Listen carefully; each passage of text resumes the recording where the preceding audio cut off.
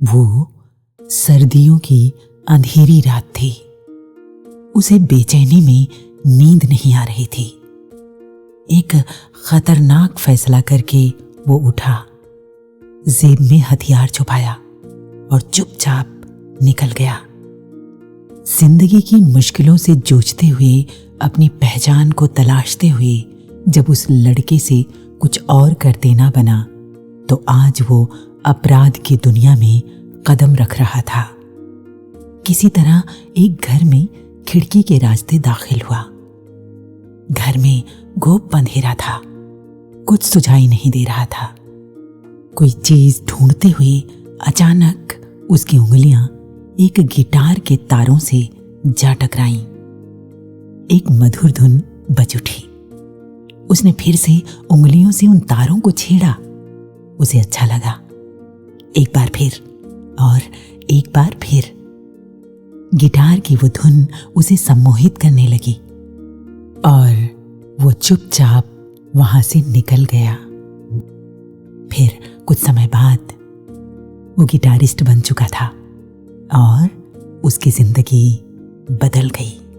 कब कौन से हालात, कोई बात, किसी का साथ हमारी जिंदगी बदल दे, हमें पता ही नहीं चलता। कई बार ये बदलाव हो जाता है और कई बार हमें करना पड़ता है। इन सब में एक बात तो तय है कि आज का हमारा एक छोटा सा बदलाव हमारे आने वाले तमाम कल को बदल देता है। ये बदलाव पॉजिटिव और नेगेटिव दोनों रूपों में हो सकते हैं। जी हाँ, एक नई दिशा में कदम, एक नया संकल्प, एक नई सोच, एक नया नजरिया और जिंदगी बदल गई। करते हैं इसी पर चर्चा वॉइस डिवाइन के इस एपिसोड में। मैं हूं कुसुम। नमस्कार, धन निरंकार।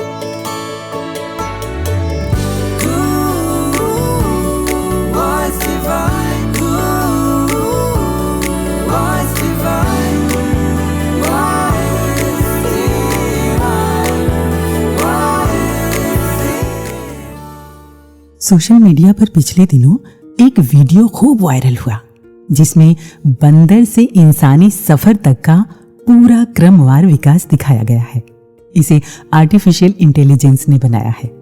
दिलचस्प बात तो ये है कि इस वीडियो में ये भी दिखाया गया कि भविष्य में इंसान दिखेंगे कैसे। जी हाँ, इस वीडियो की माने तो आगे चलकर इंसान मशीनों जैसे हो जाएंगे और किसी दूसरे ग्रह के प्राणियों की तरह दिखेंगे। आपने चार्ल्स डार्विन की थियरी तो पढ़ी है ना? ये वीडियो इसी पर आधारित है।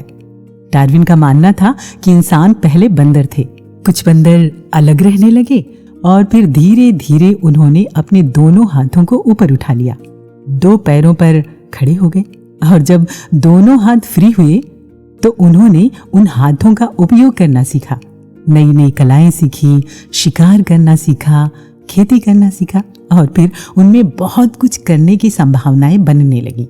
हालांकि ये 1 या 2 साल में नहीं हुआ होगा, इसके लिए करोड़ों साल लग गए होंगे। लेकिन इन सब में जो खास बात है वो ये कि कुछ बंदरों ने खुद को बदलना सीखा। जी हाँ, इसके बाद के समय में भी अगर हम इतिहास उठाकर देखें तो पाएंगे कि समाज में कितनी कुरीतियां थीं। आज सोचकर रूह कांप उठती है कि लोग कैसे जीते रहे होंगे। जाति पाति के भेदभाव इतने ज्यादा कि एक जिंदा इंसान को छूना भी गुनाह समझा जाता था। बधुआ मजदूरी, एक इंसान दूसरे इंसान के यहाँ मशीनों की तरह सिर्फ काम और काम करता था। दास प्रथा, जिंदा इंसान सामानों की तरह खरीदे और बेचे जाते थे। सती प्रथा, एक जिंदा नारी मृत शरीर के साथ जला दी जाती थी। बाल विवाह, छोटे छोटे बच्चे गुड़िया और गुड्डे की तरह एक दूसरे से बांध दिए जाते थे। अगर हम वेस्टर्न कंट्री की बात करें तो काले गोरे रंग में इतना भेदभाव कि दूसरे इंसान को इंसान ही नहीं समझा जाता था। और कमाल की बात तो ये कि इसे हर कोई मानता था और ये गर्व के साथ किया जाता था, शान समझा जाता था इसे। ऐसी ना जाने कितनी बेवजह बेमतलब की कुप्रथाएं और रीति रिवाज हमें इतिहास के पन्नों में मिल जाएंगे, जिनमें हजारों सालों से पिसता रहा है इंसान। लेकिन हाँ, इसी बीच कोई कोई तो सबसे पहले लीक से हटकर चला, किसी ने तो सबसे पहले इन बंधनों को तोड़ा, कोई तो बदलाव को तैयार हुआ, जिनके लिए किसी ने क्या खूब लिखा है कि दर्द खुद झेल के खुशियों की फसल देते हैं, जिन पे हो खतरे उन्हीं राहों पे चल देते हैं, जिनकी सोचों में है औरों की भलाई हर पल, ऐसे ही कुछ लोग दुनिया को बदल देते हैं।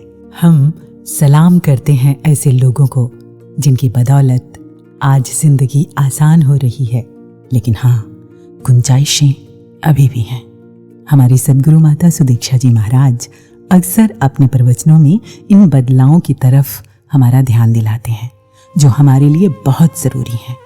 तो हमें भी अगर अपनी ज़िंदगी को ज़िंदगी की तरह जीना है तो बदलाव को रास्ता देना ही पड़ेगा, वरना कहीं ऐसा ना हो कि ये कहना पड़े कि हजारों साल सफ़र करके फिर वहीं पहुँचे, बहुत ज़माना हुआ था, हमें ज़मीन से चले।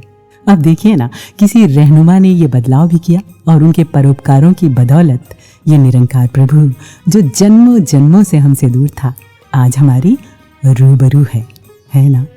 तो जिनकी कृपा से हमारी जिंदगी में ये खूबसूरत सच की सौगात आई, आइए नमन करते हैं उन्हें पावन अवतार बानी के इस शब्द में। जिसनु पूरा सतगुर मिलया निबड़ गया उसदा लेखा। जिसनु पूरा सतगुर मिलया निबड़ गया उसदा लेखा। चरण तूड़ मस्तक ते लाया बदल जाए मथे दी रेखा। जिसनू पूरा सतगुर मिलया निबड़ गया उसदा लेखा।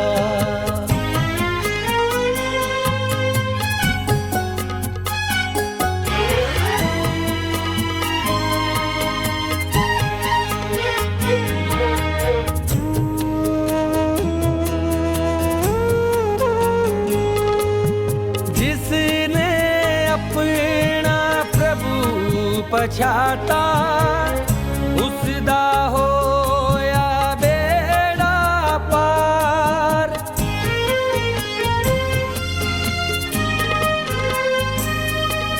जिसने अपना प्रभु पछाता उसदा होया बेड़ा पार। इस जग अंदर कोई सुखिया बाकी दुखिया कुल संसार। इस जग अंदर कोई सुखिया बाकी दुखिया कुल संसार। बाकी दुखिया कुल संसार। बाकी दुखिया कुल संसार।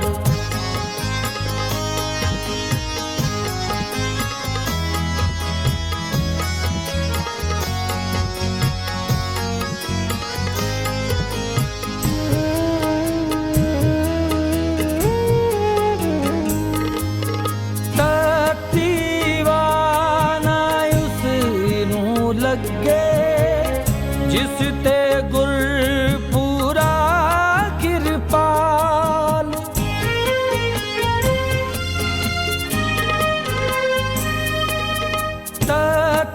तत्तीवाना उसनू लगे जिस ते गुर पूरा कृपाल।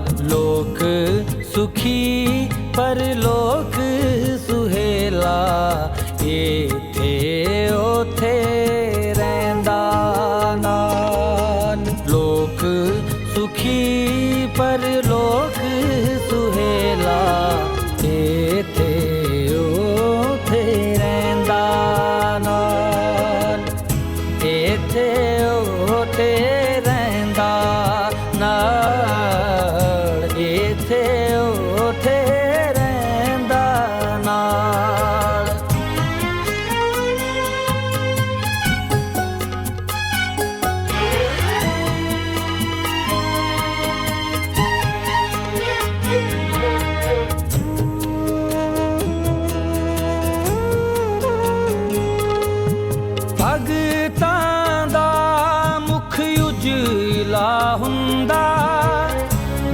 विच हुंदी जय जयकार।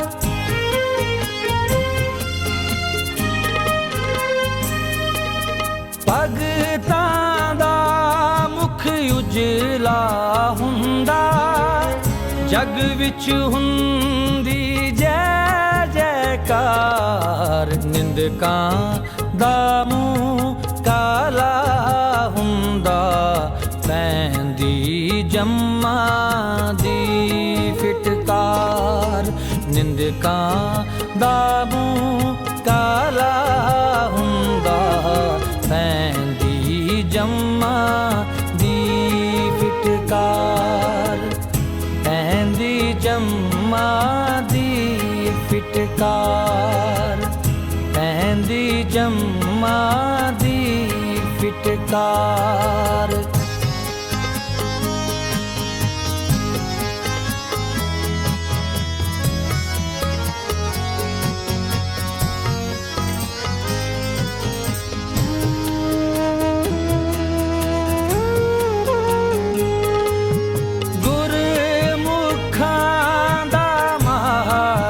वखरा मन मुखां दा रस्ता होर।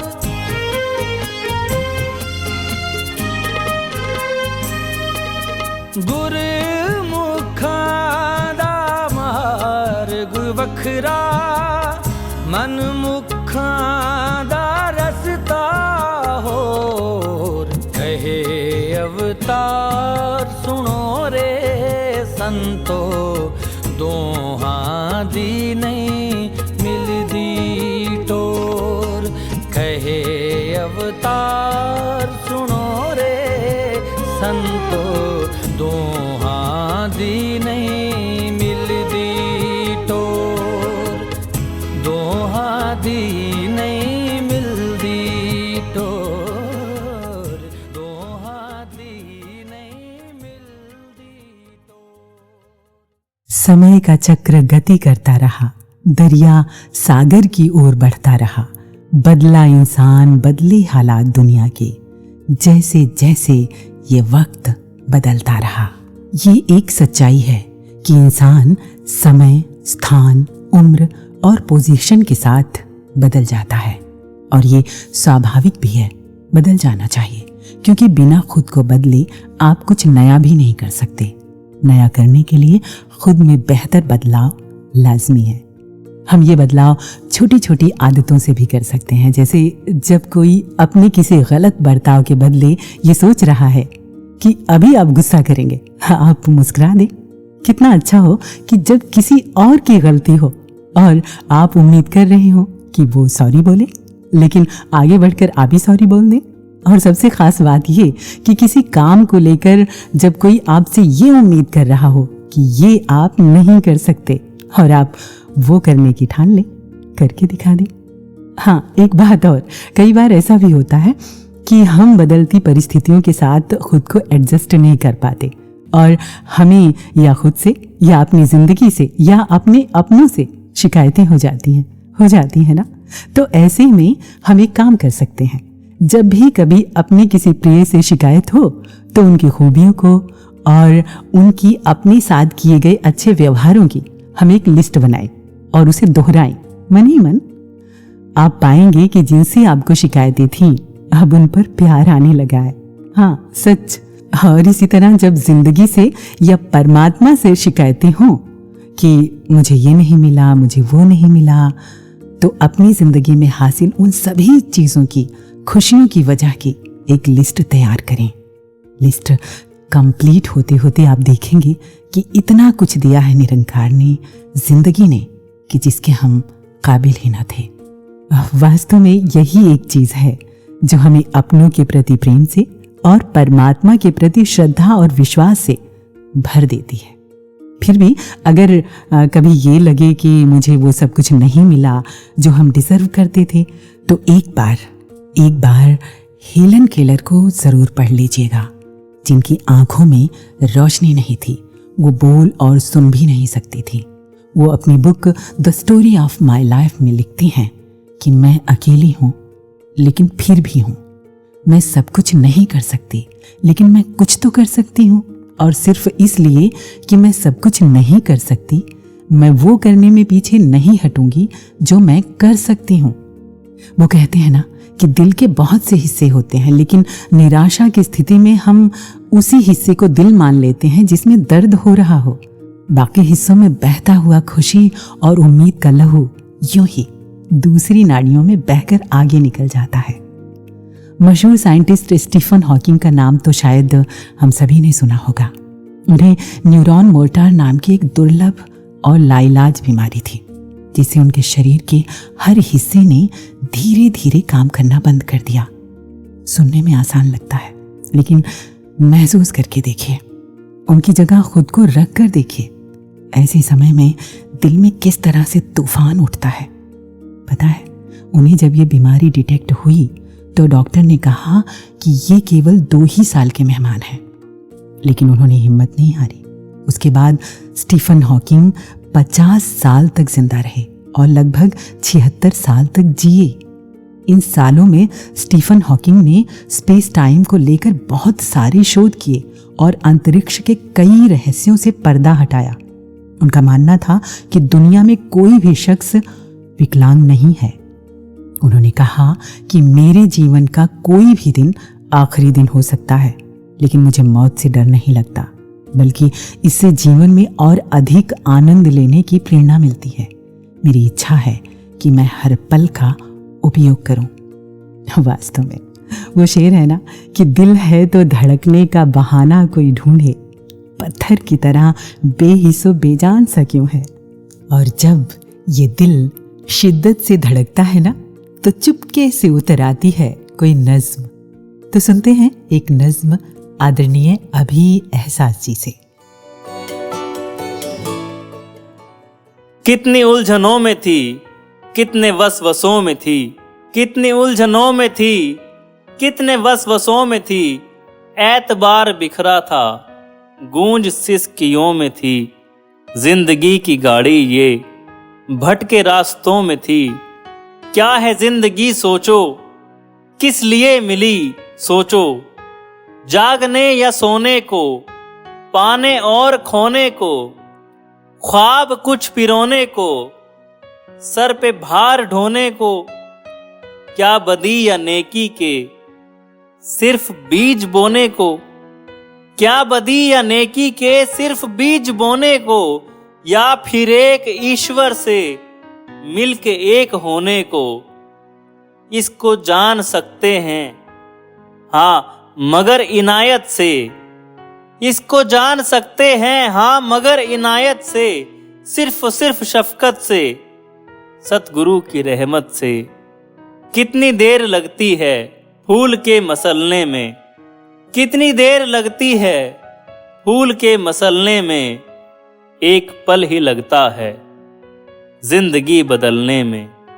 सारी हक बयानी है, अज़्ल की ज़बानी है, अज़्ल से चली आई अज़्ल की कहानी है। आज का तरीका है बात पर पुरानी है, राह भर ही बतलाता राज ला मकानी है। और ये राज वो समझा जिसने बात मानी है। इस असीम सागर में हर तरफ ही पानी है, उठते बैठते सोते सांस में रवानी है। इसकी मेहरबानी भी, इसकी मेहरबानी है, इसकी मेहरबानी भी, इसकी मेहरबानी है। देख कर जो की जाए बंदगी मुबारक है, जिंदगी को जीना फिर हर घड़ी मुबारक है। एहसास अल्लाह के बीचों बीच चलने में एक पल ही लगता है, जिंदगी बदलने में एक पल ही लगता है, जिंदगी बदलने में। जो तूफानों में पलते जा रहे हैं वही दुनिया बदलते जा रहे हैं। जी हाँ, आज देश और दुनिया भर में लगातार बदलाव देखने को मिल रहे हैं। नई नई टेक्नोलॉजीज आती जा रही हैं, जिंदगी आसान बनती जा रही है।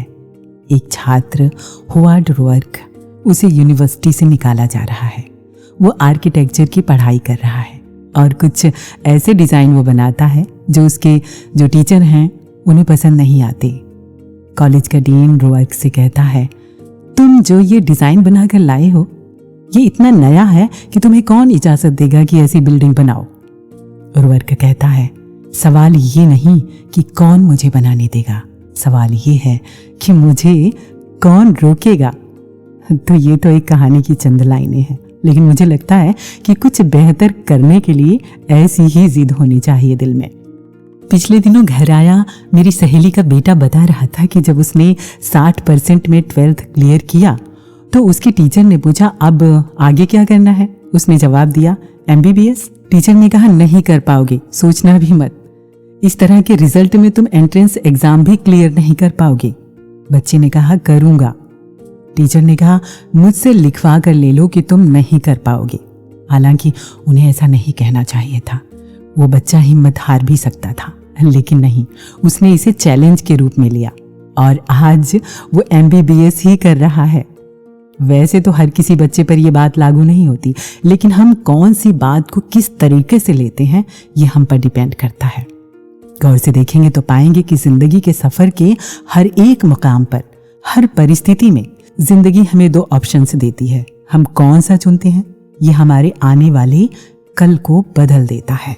कई बार बदलाव लाने के लिए सोच को भी बदलना पड़ता है। जी हाँ, पहले का बनाया हुआ मिटाना पड़ता है और बने हुए को मिटाने में बहुत मेहनत भी करनी पड़ती है। कुछ ऐसी चीजें, आदतें और घटनाएं भी होती हैं जो जिंदगी भर हमें सिर्फ दुख देती हैं, लेकिन हम उन्हें छोड़ना ही नहीं चाहते, जबकि जिंदगी बहुत आगे बढ़ गई होती है उनसे कहीं आगे। जैसे अक्सर हम किसी को ये कहते हुए सुनते हैं कि मैं आज बहुत दुखी हूँ क्योंकि उस इंसान ने उस फला साल फला तारीख को मुझे अपशब्द कहते जिसे मैं भूल ही नहीं पा रही हूँ।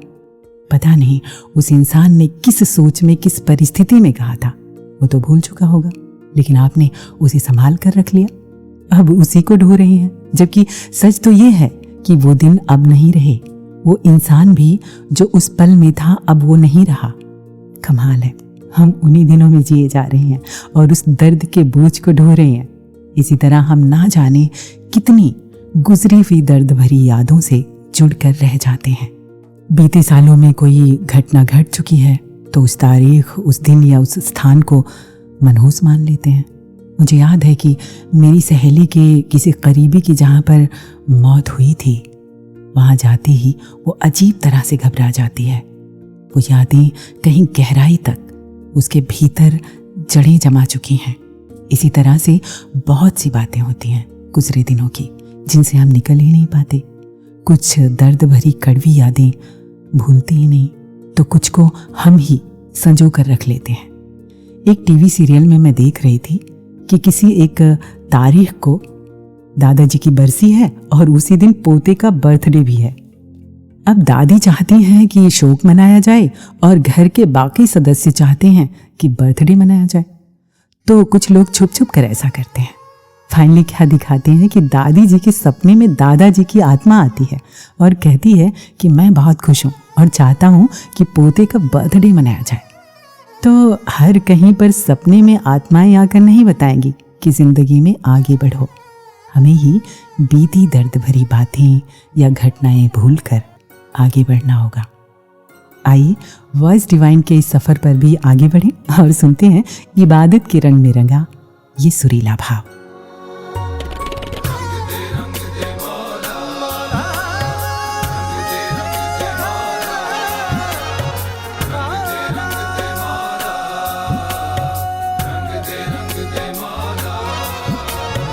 अपने रंग में रंग दे, मुझे अपने रंग में रंग दे, मुझे अपने रंग में रंग दे, मुझे अपने रंग में रंग दे।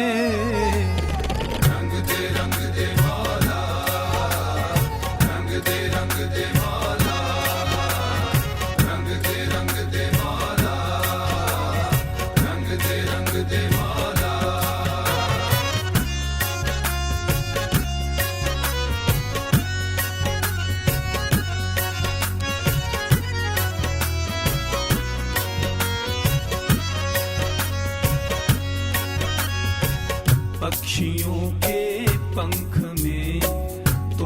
ही परवाज है, कोयलों के कंठ में तेरी ही आवाज है। जिस तरफ घूमे नजर खूब ये अंदाज है। रंग दे मौला, रंग दे मौला, रंग दे मौला, रंग दे मौला। और अब सुनते हैं एक अनुभव आदरणीय बहन निर्लेप जी से, जो कि स्पेन से हैं। धनकार जी, कहाँ से इनकी रहमतों का बयां करूं। जिंदगी रहमतों से भरी हुई है, कदम कदम पर इनकी कृपा हुई। एक अनुभव जो बार बार ध्यान में आता है, 2013 की बात है। स्पेन बार्सिलोना में समागम था और बाबा हरदेव सिंह जी महाराज की हजूरी में दासी को मन संचालन की सेवा मिली थी। तो उस समय थोड़ा ही टाइम हुआ था, वहाँ पर पहुंचे थे। स्पेनिश लैंग्वेज की इतनी ज़्यादा समझ नहीं थी। तो जब संगत समाप्ति के बाद ऐसा मैसेज आया कि स्पेनिश कुछ फैमिलीज हैं और उन्होंने आकर हजूर से आशीर्वाद लेनी है, तो ऐसा इंग्लैंड की सेवा दल की ड्यूटी थी वहाँ पर। तो एक बहन ने आकर मैसेज दिया कि आप जी हजूर के पास उधर आ जाएं और आपने ट्रांसलेट करते जाना है जो भी वो फैमिली बात करेंगे। तो उनसे यही रिक्वेस्ट करी कि मुझे तो लैंग्वेज नहीं आती ऐसे एज अ ट्रांसलेटर, तो मैसेज भेज देते हैं कि जो मापुश कर सकते हैं वो भी आ जाएंगे। ऐसा ही हुआ, मैंने मैसेज दिया और वहाँ पर खड़ी होकर किनारे पर वेट करने लगी। इतनी देर में एक फैमिली हजूर के पास आती है और नमस्कार करके, और उन्होंने स्पेनिश में कुछ हजूर से कहा। तो मैं वेट कर रही थी महापुरुषों का जिन्होंने आना था। तो हजूर ने मेरी तरफ देखा और अपनी आंखों की पलक से ऐसे झपकाते हुए इशारा करके मुझे बुलाया, और बिना कोई सेकंड थॉट आए जब मैं पास में गई तो हजूर बाबा जी ने स्पेनिश फैमिली की तरफ देखा और फिर मुझे देखा। तो उन्होंने जो कहा मैंने वो ट्रांसलेट करके हजूर के सामने रखा, और फिर हजूर ने जो रिप्लाई दिया वो फिर से ट्रांसलेट करके उस परिवार के आगे रखा। ये सारा कुछ 3 to 4 मिनट्स ये चलता रहा कन्वर्सेशन, और वो ट्रांसलेशन बड़े अच्छे से वो हो रही थी। जब सब कुछ हो गया, मैं अपनी जगह पे आकर खड़ी हुई, तो वो इंग्लैंड वाले दीदी मेरे पास आके कहने लगे कि आप तो कह रहे थे कि आपको लैंग्वेज आती ही नहीं, तो ये क्या था। और मैं नहीं समझ पाई ये क्या था। ये इनकी आंखों का इशारा ही था, जिन्होंने इस कट से ना कुछ आते हुए भी ये खुद ही थे जिन्होंने ये सारी सेवा निभाई। और वो महसूस होते ही शुक्राना निकलता है कि आप जी सब करने वाले हो। लेकिन उसके बाद कहीं ना कहीं मन में ये ध्यान आया कि एक लैंग्वेज रूप में अपनी पकड़ बनाई जाए, ऑफिशियली कोई कोर्स या कुछ किया जाए। समय गुजरता गया, दिल में बात थी और यही ध्यान था कि मौका मिले तो मैं कर पाऊँ। और फिर ऐसा हुआ कि एक टाइम पर एक मन में ठान लिया कि अभी तो मुझे ज्वाइनिंग करनी ही है। घर में परिवार में बात करी तो बेटी का हस्बैंड का सहयोग मिला और वो खुद ही जाके फॉर्म लेकर आए और हम दोनों ने मिलके उसको जब भर लिया तो यही था कि ये 2 इयर्स का कोर्स है और इस तरह अभी ऑफिशियली सीखूंगी। जब सारा कुछ हो गया, फर्स्ट डे जब क्लास ज्वाइन की तो हैरान हो गई कि वहाँ जो टीचर थी उन्होंने ये बताया कि ये एक official course in Spanish, teacher for child education. कमाल की बात तो ये है, कहाँ मैं एक ऑफिशियल स्पेनिश कोर्स लैंग्वेज का ज्वाइन करने की सोच रही थी और इन्होंने मुझे एज अ टीचर वो टीचिंग कोर्स ज्वाइन करा दिया। तो शुक्राना निकलता है रोम रोम से कि आप सोशली भी सेट करने वाले हो, स्पिरिचुअली भी सेट करने वाले हो। उस रूप में भी आप ही थे, इस रूप में भी आप ही साथ हैं सदगुरु माता जी। ऐसे ही साथ रहना जी, इस जीवन की कीमत आपसे ही है, चरणों से जोड़ के रखना जी। बहुत शुक्राना हजूर, धन्यवाद जी। ओ मौला मौला, ए तन मेरा जे चश्मा होवे ते मैं मुर्शिद वेखना रजा लू लू दे मुड लख लख चश्मा ते मैं एक खोला एक कज्जा एक दो डिठिया मैं को सबर ना आवे ते मैं होर किता वल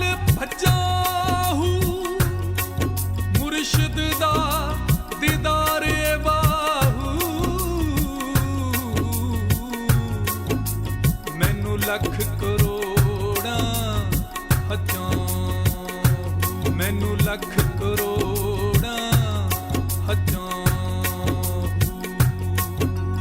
यहाँ पिया वहाँ पिया बोले मोरा जिया जिया, यहाँ पिया वहाँ पिया बोले मोरा जिया जिया। अब मुख क्यों छुपाऊं मैं तो खुद से, अब मुख क्यों छुपाऊं मैं तो खुद से। कैसी ये कहानी हो गई, कैसी ये कहानी हो गई। मैं पिया की दीवानी हो गई, हो गई। मैं पिया की दीवानी हो गई, हो गई। मैं पिया की दीवानी हो गई। रोम रोम तार बना पिया का श्रृंगार बना, रोम रोम तार बना पिया का श्रृंगार बना। माला सांसों की चले कुछ ऐसे, माला सांसों की चले कुछ ऐसे। ये बंदे की जुबानी हो गई, ये बंदे की जुबानी हो गई। मैं पिया की दीवानी हो गई, हो गई। मैं पिया की दीवानी हो गई, हो गई। मैं पिया की दीवानी हो गई। और क्यों ना ये रूह उनकी दीवानी हो जाए जिन्होंने ये जिंदगी बख्शी है।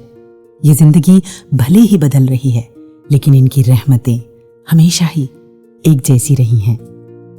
एक गीत आपने भी जरूर सुना होगा, हर घड़ी बदल रही है रूप जिंदगी, छाँव है कभी कभी है धूप जिंदगी। ये जिंदगी आगे बढ़ती घड़ी की सुइयों की तरह हर पल बदल रही है। ये जो लम्हा अभी अभी आया ना, ये नया है। ये जो आज सूरज निकला है, ये कल वाला नहीं है, कल से थोड़ा कम हो गया है। एक सेब का टुकड़ा काट कर रखिए, देखिए उसका रंग कितनी तेजी से बदलता है। ऐसी ही चीजें बदल रही हैं। आप अपने गमले में लगाए प्लांट्स को देखें, वो कल वाले नहीं हैं, आज बदल गए हैं। ये जो आज हवा चल रही है, ये भी कल वाली नहीं है। वो जो बादल पिछली बरसातों में आए थे, अब वो नहीं आएंगे। वो सागर में जो लहर अभी अभी मिटी, उसके पीछे आने वाली नई है। ये जो आज सामने दोस्त है ना, ये भी कल वाला नहीं है। आप भी कल वाले नहीं हो, बदल गए हो। ये जो आज और कल के बीच में वक्त गुजरा है ना, इसने बहुत कुछ बदल दिया है। हमारे शरीर की करोड़ों कोशिकाएं रोज मरती हैं और रोज ही उनकी जगह नई कोशिकाएं जन्म लेती हैं। स्किन की जो परत आज आप पर चढ़ी है, ये वो नहीं है जो बचपन में थी। ये हर कुछ महीने में नई हो जाती है, आपसे बिना पूछे। हमारी हड्डियां, मांस, खून सब बदलता रहता है, हमें बिना बताए ही। और विचार, वो तो आप हर पल महसूस करते हैं कि कोई भी विचार हमसे पूछ कर नहीं आता। इसी तरह हमारी पसंद भी बदलती रहती है। जो चीज़ें बचपन में बहुत पसंद होती हैं, बड़े होकर हम पाते हैं अब वो बिल्कुल भी पसंद नहीं है। और मज़े की बात तो ये है कि इस बदलाव को रोक पाने का हमारे पास कोई भी तरीका नहीं है। मसलन जो पसंद नहीं है उसे पसंद कैसे करें, जो पसंद है उसे नापसंद कैसे करें, है ना बहुत अजीब। अब जैसे हमारा बच्चा जब स्कूल जाता है तो उस समय उसका व्यवहार, जब कॉलेज जाता है तब, और जब वो किसी प्रोफेशन में आता है तो उसका बर्ताव और नज़रिया बदलता जाता है। हम कहते हैं ना कि वो तो वो रहा ही नहीं, हम उसे अपने सही या गलत नज़रिए से देखते हैं। हम उसमें वो तलाशते हैं जो हम चाहते हैं, जबकि हमें ये बदलाव स्वीकार करना आना चाहिए। जब हम वही पुराना सब कुछ ढूंढते हैं ना, पीछे मुड़ मुड़ कर देखते हैं तो दुख होता है। अब पीछे का कुछ भी वापस नहीं आएगा। मत पीछे देखिए, वो चला गया, बदल गया है। वही ढूंढेंगे तो परेशान होंगे। सिर्फ हमें ऐसा लगता है कि चीज़ें ठहरी हैं, नहीं, चीज़ें लगातार गतिमान हैं, या तो बढ़ रही हैं या घट रही हैं, ठहरी नहीं है। ये धरती, चांद, सूरज, सितारे, हवाएं, घटाएं, नदियां, सागर, सब के सब, यहाँ तक कि पहाड़ भी गति कर रहे हैं। हमारे अंदर इतनी क्षमता नहीं है कि हम इस बदलाव को तुरंत महसूस कर सकें। लेकिन हाँ, ये अलग बात है कि जब चीज़ें पूरी तरह से बदल जाती हैं तब हमें पता चलता है। जैसे ये साल 1 जनवरी से ही बदल रहा है, हर रोज, हर घड़ी, हर सांस। लेकिन इसका पता हमें तब चलेगा जब 31 दिसंबर को ये पूरी तरह से बदल जाएगा। लेकिन ये जाता हुआ साल हमें भी धीरे धीरे बदल जाएगा। किसी से मिलने से पहले, मिलने के बाद, कुछ पढ़ने से पहले, कुछ पढ़ने के बाद, सीखने से पहले और सीखने के बाद, कुछ खास पाने से पहले और पाने के बाद हम बदल जाते हैं। जी हाँ, हमारी जिंदगी में घटने वाली हर छोटी बड़ी घटना हमें बदल रही है। इसलिए जरा संभल कर, जरा ध्यान से देखभाल कर कोई चीज या किसी का साथ एक्सेप्ट करना चाहिए, क्योंकि ये बदलाव हम पर पॉजिटिव और नेगेटिव किसी भी रूप में हो सकते हैं। हम क्या खा रहे हैं, क्या पी रहे हैं, क्या सुन रहे हैं, क्या देख रहे हैं, क्या सोच रहे हैं, हमारे आसपास क्या हो रहा है, हम किनके साथ हैं, ये सब हमारी जिंदगी पर असर डालकर हमें रूपांतरित कर रहे हैं। अक्सर पेरेंट्स को अपने बच्चों से ये कहते सुना है ना, वो जो तुम्हारा दोस्त है ना, उसकी आदतें ठीक नहीं, तुम उसके साथ मत रहा करो। बच्चा बोलता है, वो अच्छा नहीं है तो क्या हुआ, मैं तो केवल उसके साथ खेलता हूँ, उसके जैसा थोड़ी ना बन जाऊंगा। नहीं बच्चे, आपका दावा गलत हो सकता है।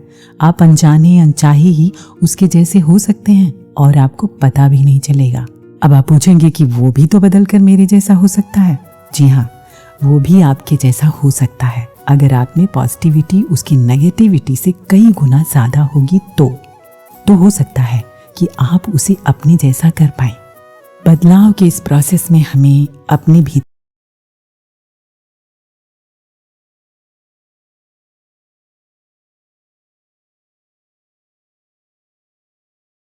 हम भ्रमित भीड़ का हिस्सा बन रहे हैं या राह दिखाने वाले मार्गदर्शक? हम दुनिया या समाज को तबाह करने वाले बन रहे हैं या जोड़ने का कारण? एक अच्छा बदलाव खुद पर नियंत्रण रखते हुए ही हो सकता है। तो अब वॉइस डिवाइन के सफर में भी हम बदलाव करते हैं और सुनते हैं एक गजल।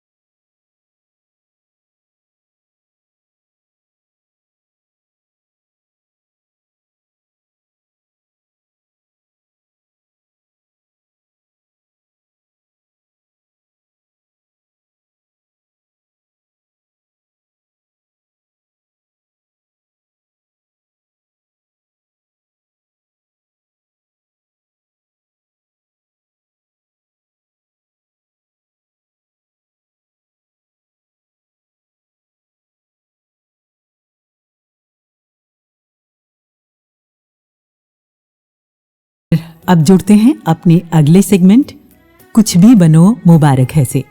इसमें आदरणीय बहन मंजुला जी अपने जीवन के बदलाव के बारे में हमसे साझा कर रही हैं। मंजुला जी हिमाचल गवर्नमेंट में information and public relations department में डिप्टी डायरेक्टर के रूप में अपनी सेवाएं दे रही हैं। आइए सुने। जिंदगी के हर पहलू की अपनी एक गाथा है जो अपने आप में कई कई अनुभवों को समेटे रखती है, और कुछ अनुभव ऐसे होते हैं जो जीवन बदल देते हैं।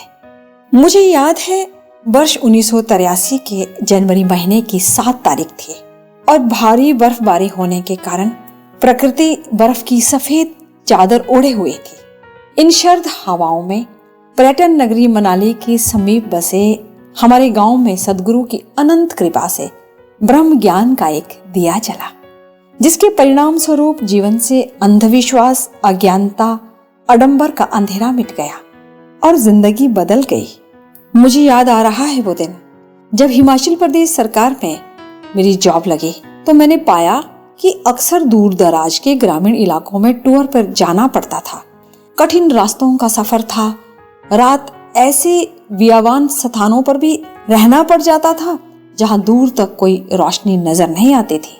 कई बार बस्ती से दूर अंग्रेजों के समय के बने सुनसान विश्राम गृहों में भी ठहरना पड़ता था। शुरू में मुश्किल लगा कि कैसे इस सिचुएशन का सामना किया जाए, लेकिन सदगुरु की कृपा से प्रभु निराकार के हर पल साथ होने के एहसास ने मुझे हिम्मत दी। कण कण में बसे निरंकार की उपस्थिति ने मुझे मेरे जॉब के उस आरंभिक दौर में उन भयकारी परिस्थितियों से सदा के लिए निर्भय कर दिया और मैं इन परिस्थितियों में सहज होकर रहने लगी थी। मुझे अच्छे से याद है वो समय जब हिमाचल गवर्नमेंट के सूचना एवं जनसंपर्क विभाग में मेरी नई जॉब लगी थी। मेरी नौकरी बहुत ही चुनौतीपूर्ण थी। 25 साल की उम्र थी। एमएलए, एमपी, मंत्री, मुख्यमंत्री, विशिष्ट व्यक्तियों के कार्यक्रमों में मुख्य सहभागिता रहती थी। मीडिया के साथ और पब्लिक के साथ भी सीधा संपर्क था। ऐसे माहौल में कार्य करना चुनौतीपूर्ण लगा, लेकिन परम पूजनीय सदगुरु ने सत्संग में जो प्यार, सहनशीलता, सहयोग का भाव सिखाया था, जो सकारात्मक सोच दी थी, सेवा दल का सदस्य होने के नाते जो प्रबंधन सिखाया था, वो सब यहाँ काम आया। बेशक सदगुरु की शरण में मैं आत्म कल्याण के लिए गई थी, लेकिन यहाँ मिली शिक्षाओं ने मेरे कार्यक्षेत्र को भी सहज और सफल बना दिया। वो मुश्किल लगने वाला आरंभिक दौर आत्मविश्वास से परिपूर्ण होकर मेरे कार्यक्षेत्र के नींव बन गया।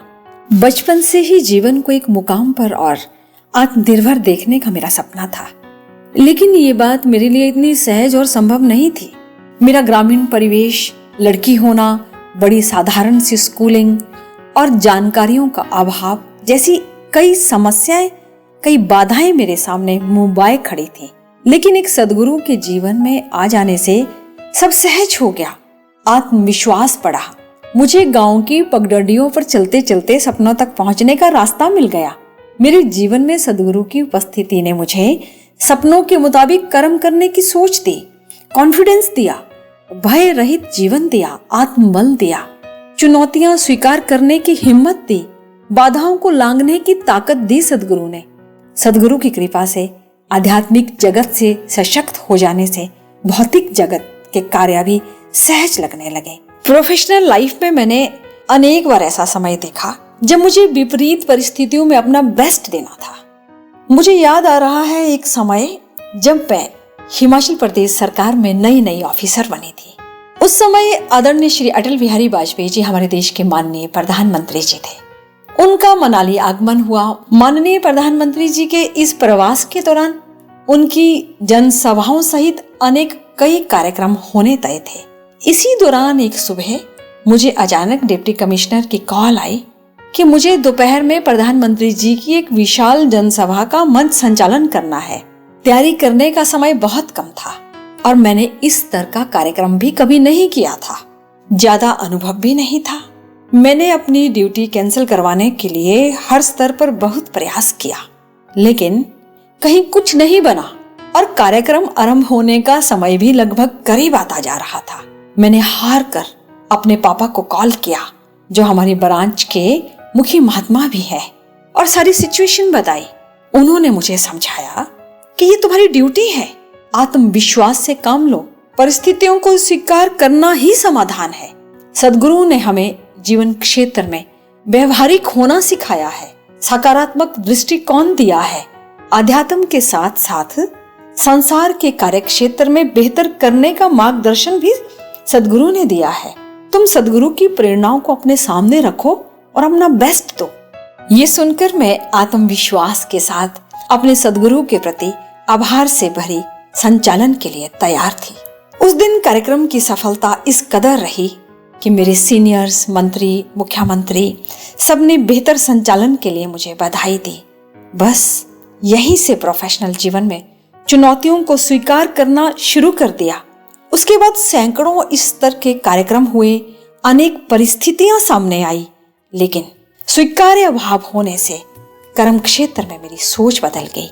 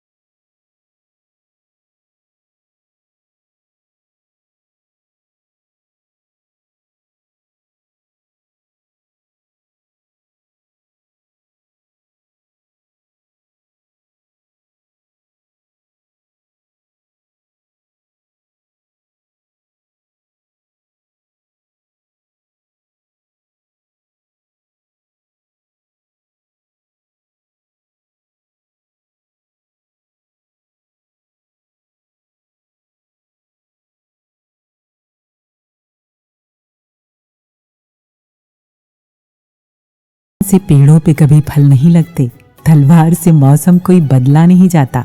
जी हाँ, प्रकृति परमात्मा की मर्जी में है, इस पर इंसानों का कोई बस नहीं। जो प्रकृति करती है ना, हो सकता है वो बदलाव हमारे लिए मुश्किल हो, लेकिन अक्सर पूरे अस्तित्व के लिए वो ज़रूरी होता है। प्रकृति कुछ भी अच्छा या बुरा नहीं करती, इसका अपना एक निज़ाम है। इसके कोई भी एक घटना या बदलाव किसी के लिए अच्छा होता है तो किसी की ज़िंदगी में वही घटना विपरीत असर डालती है। अब जैसे किसी को बारिश का मौसम अच्छा लगता है तो किसी को सर्दी का, तो किसी को गर्मी का।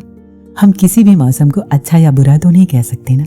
दरअसल परमात्मा की ओर से जो कुछ भी हमारे लिए होता है वो बस होता है। ये हम पर निर्भर करता है। हम चाहें तो उसे अभिशाप बना लें और चाहें तो वरदान। अब जैसे आजकल के सर्दियों के मौसम को ही ले लें, चाहें तो बैठकर सर्दी को लेकर दुखी होते रहें, ईश्वर को कोसते रहें, लेकिन नहीं, हमने इसे स्वीकार कर लिया है ना। जैसे ही गर्मी के बाद सर्दी का मौसम आया, हमने खुद को इस मौसम के अनुसार ढाल लिया। हमारे कपड़े बदल गए, जीने का ढंग और रहन सहन, और यहाँ तक कि हमने अपना खान पान भी बदल लिया। और कुछ ऐसी भी चीज़ें जिनका लुत्फ़ सिर्फ़ और सिर्फ सर्दी के मौसम में ही लिया जा सकता है। हम ऐसी उन सभी चीज़ों के बारे में सोचें जो सिर्फ सर्दियों में ही खुशी देती हैं और उसका आनंद लें। तो हो गया ना सर्दियों का मौसम वरदान। इसी तरह बारिश का भी और गर्मी का भी लुत्फ़ उठाया जा सकता है। परिवर्तन मंजूर करके लाभ उठा लें तो वरदान, वरना अभिशाप। प्रकृति निरंतर गति कर रही है, बदलाव तो होगा ही। ठीक इसी तरह जैसे चलने पर दाहिने के बाद बायां और बाएं के बाद दाहिना कदम आता जाता रहता है, बदलता रहता है। एक फिलोसोफर का कहना है कि हर चीज बहती हुई अवस्था में है, निरंतर परिवर्तनशील, गतिशील। हमेशा एक जैसी बनी रहने वाली कोई भी चीज संसार में नहीं है। उन्होंने कहा कि हम उसी नदी में दूसरी बार पैर नहीं रख सकते। दूसरी बार पैर रखने पर ना तो मैं वही होता हूं और ना ही नदी। बहुत पानी बह गया होता है, बदलाव की बात पर एक बार मेरे मन में ऐसे ख्याल आया कि अगर मुझे बचपन में फिर से भेज दिया जाए तो मैं क्या बदलना चाहूँगी। बहुत सारी बातें याद आईं। फिर ये भी ख्याल आया कि बचपन में जाने पर मेरी समझ तो फिर से वही बच्चों वाली हो जाएगी ना, तो फिर तो मुझे फिर से वही करना अच्छा लगेगा जो कर चुकी हूँ। और अगर मुझे बड़ों के जैसी समझ देकर बचपन में भेजा गया तो चीज़ें तो डिसबैलेंस हो जाएंगी ना तो मैं बच्ची रह पाऊंगी और ना ही बड़ी। तो इसका मतलब तो वही है कि जब जो है वही ठीक है। किसी ने क्या खूब लिखा है कि बदल के देख लो तुम जिस्म चाहे औरों से, वहीं पे ठीक है जिसको जहां बनाया गया। तो परमात्मा और प्रकृति के इस बदलाव को हमें स्वीकार करना आना चाहिए और जहां जहां जरूरी हो खुद में एक बेहतरीन बदलाव लाते रहना चाहिए। जैसा कि हमारी सद्गुरु माता जी ने फरमाया कि हम मानवीय गुणों को अपनाकर संसार के लिए वरदान बने। इसी संकल्प के साथ सुनते हैं सद्गुरु प्रेम का ये गीत। मैनू कौन पुछदा सी सब तेरिया ने वड्याया।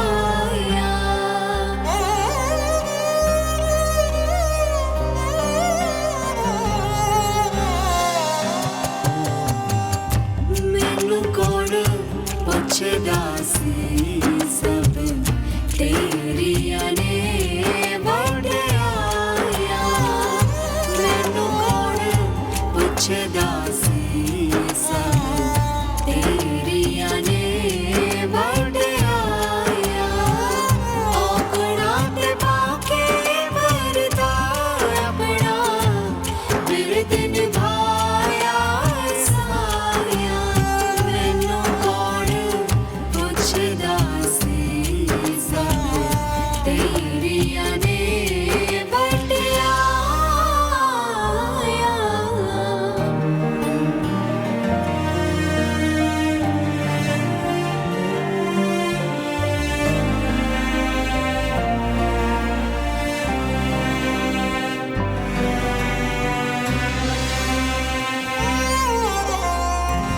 आप करे दे ना कर मेरा। आप करे दे ना कर मेरा। मैनू ते माण है मैं हाँ तेरा। आप करे दे ना कर मेरा। मैनू ते माण है मैं हाँ तेरा। तेरी इस रहमत ने थोड़ा आसमाना ते चढ़ाया। मैनू कौन पुछदा सी सब तेरिया ने वड्याया। मैनू कौन पुछदा सी सब तेरिया ने वड्याया।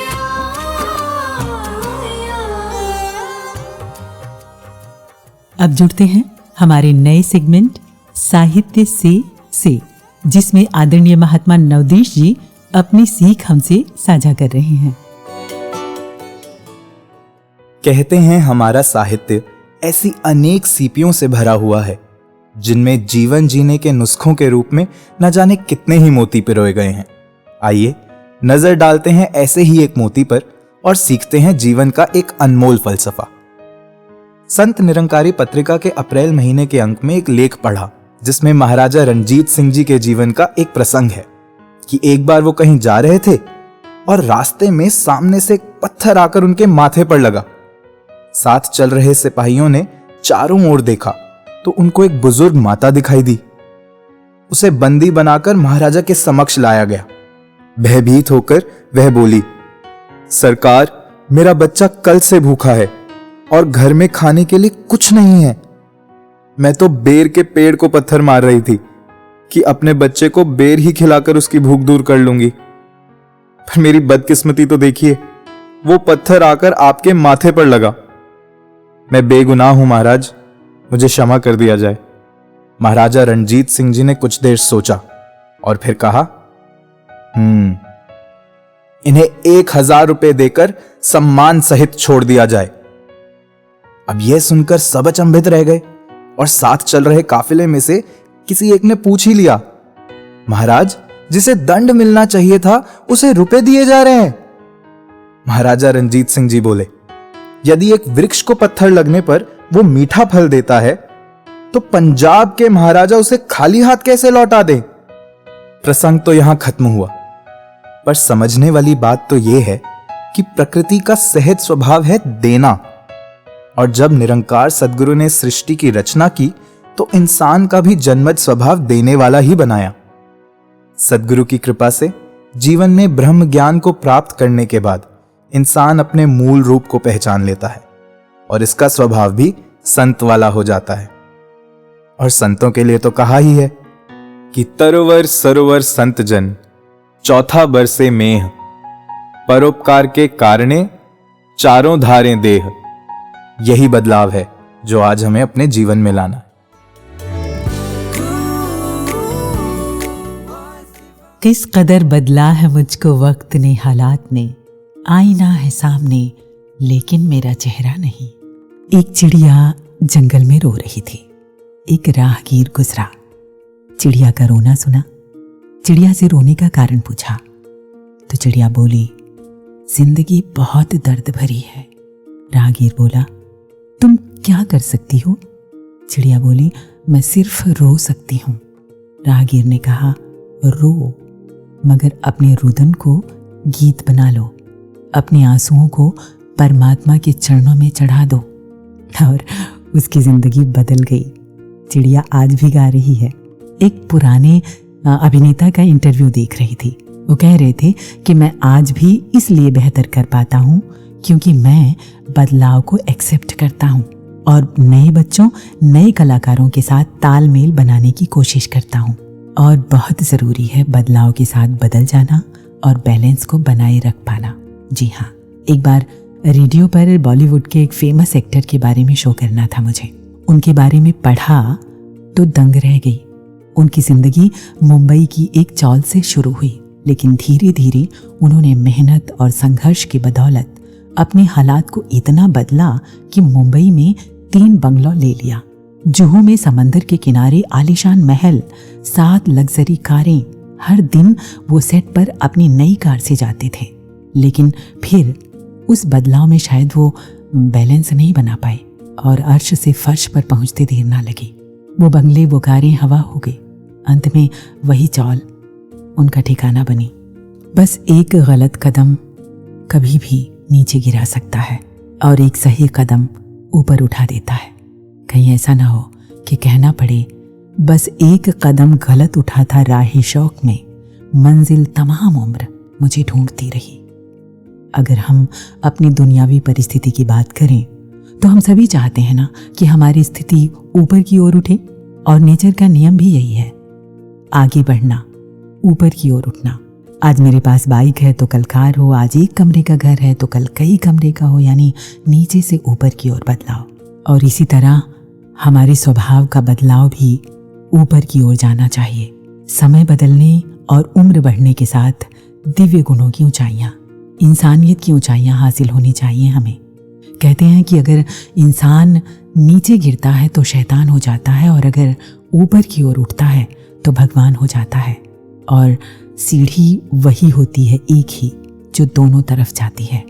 नीचे की ओर गिरकर बदलाव जैसे अल्लाह के हुक्म की नाफरमानी कर इब्लीस का फरिश्ते से शैतान हो जाना। और अक्सर समाज में भी इंसानियत का गिरता हुआ स्वरूप हम रोज ही देखते हैं और सुनते हैं। सुबह के अखबार और न्यूज़ चैनल्स भरे पड़े होते हैं इस तरह की खबरों से कि इंसान लोभ और खुदगर्जी में इंसान के ही खून का प्यासा हो गया। ऐसे ऐसे कारनामे भी कि सोचकर रूह कांप उठे और शैतानों को भी शर्म आए। इसके अलावा भी कई बार हम अपने आसपास रिश्तों को भी बदलते हुए देख सकते हैं। जी हाँ, किसी की दोस्ती बदल जाती है, किसी का प्यार बदल जाता है, कोई वादे से मुकर जाता है, किसी का व्यवहार बदल जाता है। और कई बार तो किसी के बदले हुए रूप को देखकर वो शेर याद आता है कि उसने इस तरह से बदला है रवैया अपना, पूछना पड़ता है हर वक्त, तुम ही हो ना दोस्त। हाँ, इसका दूसरा पहलू भी है, यानी बदल कर ऊपर की ओर उठना। हम बदलाव का ये रूप भी समाज में देखते हैं। किसी सीवर में गिरे बत्तख के बच्चों को किसी इंसान के द्वारा सीवर में उतर कर बचाना, किसी सखी का बहन से ज्यादा प्यार करना, किसी पड़ोसी का पड़ोसी से परिवार से ज्यादा काम आना, कोई अजनबी जिससे हम डर रहे हैं उसका इंसानियत की मिसाल बन जाना, और इससे भी ऊंचा उठकर कलिंग के युद्ध में सम्राट अशोक का बदल जाना, अरस्तु के बाद से सिकंदर का बदल जाना, चाणक्य की सलाह से चंद्रगुप्त का बदल जाना, महात्मा बुद्ध से मिलकर अंगुलीमाल का बदल जाना। और सच में ये बदलाव ही मुबारक होते हैं। तो चलिए एक और खूबसूरत बदलाव करते हुए जुड़ते हैं रंगमंच से।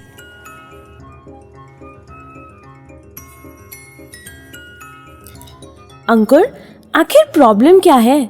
You have that job, you are living with your parents, और मुझे देख घर से इतनी दूर। पर करुणा, तू कम से कम खुश तो है, एम्बिशियस है, तेरे पास एक मकसद है। मुझे तो ये भी नहीं पता आगे करना क्या है। वेख फरीदा मिट्टी खुली, मिट्टी उत्ते मिट्टी डुली। खुश? वो क्या होता है? मकसद होने के भी इंतजार में बैठे रहने का दर्द तू नहीं समझेगा। मिट्टी हंसे मिट्टी रोवे, अंत मिट्टी दा मिट्टी। मेरी बात अब ध्यान से सुन। क्या लेके आयो जग में, क्या लेके जाएगा बंधु। क्षण भंगुर काया तू कहाँ से लाया, क्या खोया पाया ना समझे माया। सच में यार, इवन आई नीड दिस। मन करता है कभी कभी तो पग पग चलता है, पल पल मरता है, बना के घेरा सोच का डग डग डरता है ओ बंधु। एक मिनट रुक। अरे सुनिए भाई, आराम से, ये लो पानी पी लो। शुक्रिया।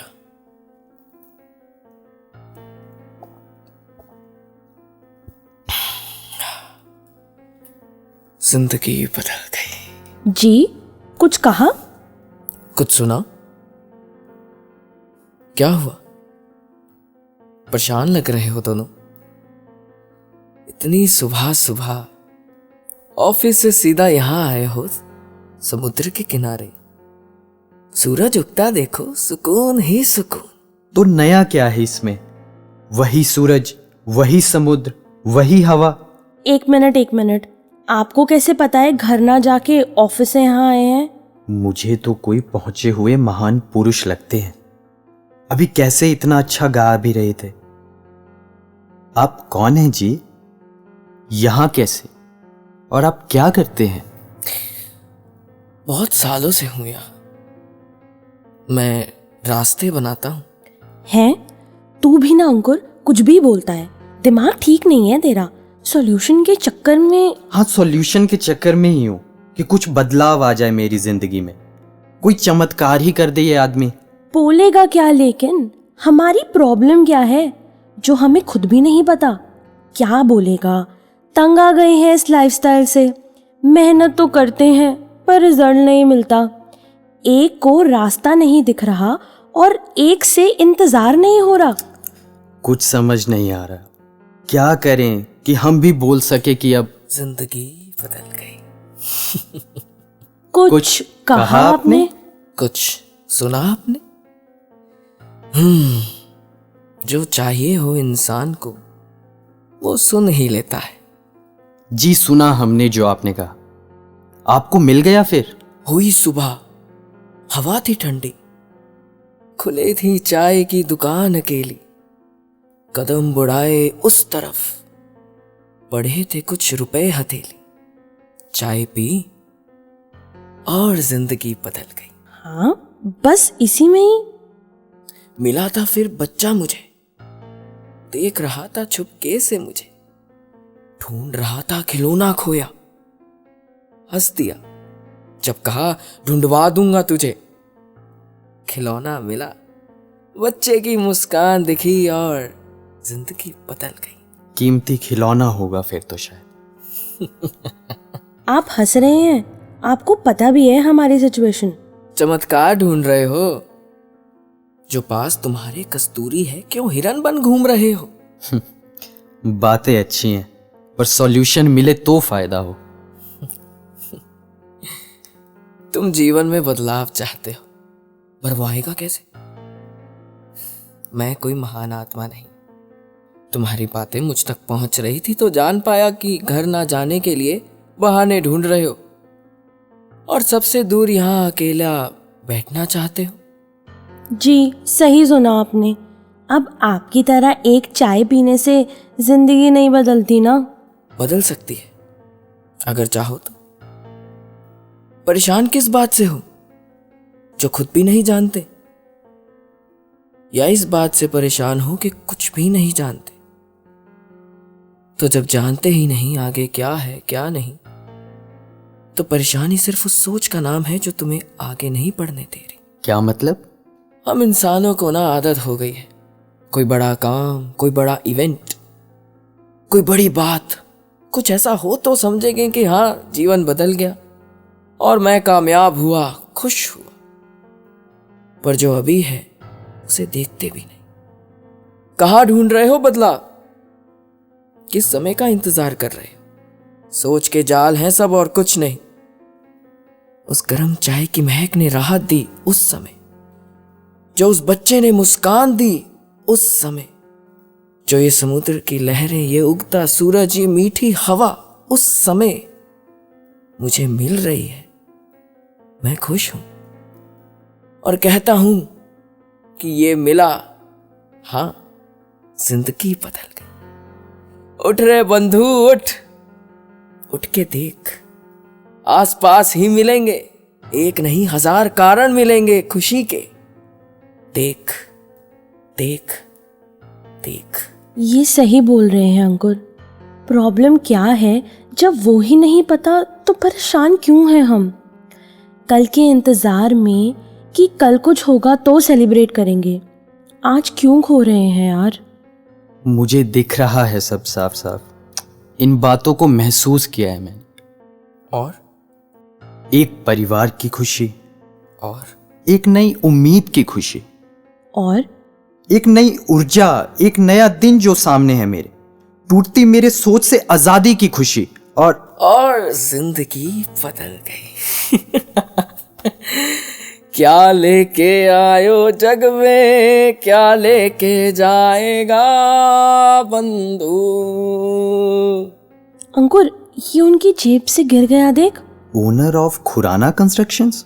मैं रास्ते बनाता हूँ। मतलब वो कॉन्ट्रैक्टर थे, इतनी बड़ी कंपनी के मालिक, और यहाँ ऐसे नॉर्मल से कपड़ों में। हाँ, और हमें देख, दुनिया को दिखाने के चक्कर में हम खुद इतने नेगेटिव हो गए थे। सही में हमें भी एक रास्ता दिखा गए और जिंदगी बदल गई।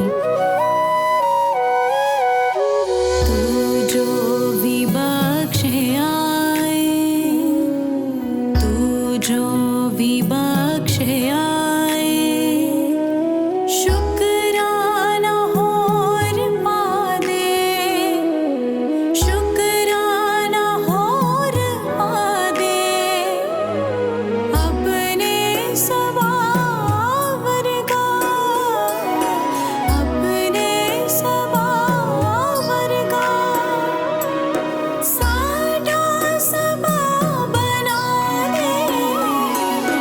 तू जो विबख्श आए, तू जो विबख्श आए।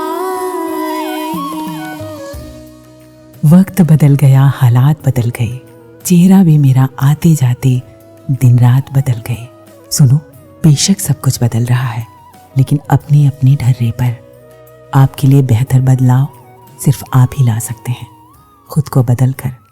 वो निदा फाजली साहब का शेर है ना, किसी के वास्ते राहें कहाँ बदलती हैं, तुम अपने आप को खुद ही बदल सको तो चलो। एक बेहद प्यारी बात कहूँ जो अब तक मैंने जाना, ये निराकार परमात्मा हमसे बहुत प्रेम करता है। ये हमें दुख दे ही नहीं सकता। जिंदगी में घटने वाली घटनाएं ज़रूरी होती हैं, प्रकृति का नियम होती हैं जिसे टाला नहीं जा सकता। लेकिन हाँ, ये परमात्मा हमें बहुत सारी क्षमताएं, बहुत सारी संभावनाएं देकर इस दुनिया में भेजता है। इसका आधार लेकर हम अपनी कुछ परिस्थितियों को बदल सकते हैं और कुछ के अनुसार ढल सकते हैं। एक और बात, बदलाव के साथ बदलें, लेकिन मन को स्थिर रखें इस निराकार परमात्मा के साथ, जो समय के साथ बदलता नहीं बल्कि हमेशा एक जैसा कायम रहता है। हम भी हर परिस्थिति में अपने मन को निरंकार प्रभु से जोड़कर सहज रहना सीखें। वो किसी गीत की पंक्तियां हैं ना, गम और खुशी में फर्क ना महसूस हो जहां, मैं दिल को उस मकाम पर लाता चला गया। और मन का उसी मकाम पर ठहरना जरूरी है, बैलेंस बनाकर। बाबा हरदेव सिंह जी महाराज ने एक बार अपने प्रवचनों में फरमाया कि पहाड़ की सबसे ऊंची चोटी पर पहुंचकर बैलेंस बनाकर ठहर जाना जरूरी है, वरना उसके बाद की हलचल नीचे गिरा सकती है। सद्गुरु का कथन है कि प्रश्न ये नहीं कि किसी की मृत्यु कैसे हुई, बल्कि ये कि उसका जीवन कैसा था। आपकी जिंदगी की कहानी आपके हाथों में है। अगर आप इस कहानी का अंत अपने हिसाब से सुखद चाहते हैं तो आपको अपने मन के ठहराव और बेहतर बदलाव की जिम्मेदारी लेनी होगी और सद्गुरु के वचनों के अनुसार चलना ही होगा। इसी संकल्प के साथ आइए जुड़े सद्गुरु संदेश के साथ। मुझे दीजिए इजाजत। नमस्कार। धन्य निरंकार।